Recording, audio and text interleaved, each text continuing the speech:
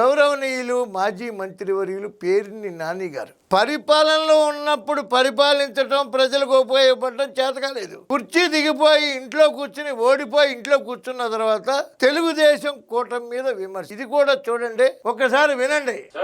నాకు కేంద్ర నిఘా వర్గాలు చెప్పినటువంటి సమాచారం, నాకున్న సమాచారం ఏంటంటే పవన్ కళ్యాణ్ గారు, చంద్రబాబు నాయుడు గారు నిన్న కూర్చుని మాటలు ఏంటంటే, ఉగాదికి మా అబ్బాయిని ఎక్కించేద్దాం, అబ్బాయి ఆల్రెడీ మోడీ మనకు చెప్పేశాడు, అక్కడ నితీష్ కి అయిపోయింది, నాన్న కూడా తప్పుకోమంటున్నాడు, మా అబ్బాయిని ఎక్కించేద్దాం, మా అబ్బాయితో సర్దుకుని మా అబ్బాయి కింద పనిచేస్తావా, మన ఇద్దరం కలిసి ఢిల్లీ ప్యాకప్ ఏంటని మాట్లాడుకున్నారని నాకు కేంద్ర నిఘా వర్గాలు నాకు చెప్పినాయి. మరి దాన్ని బట్టి ప్రజలు ఏం జరుగుతుందో రేపు ఏం చేస్తారని చూసుకుందాం సార్. కేంద్ర నిఘా వర్గాలు ఈయనకి చెప్పాయంట.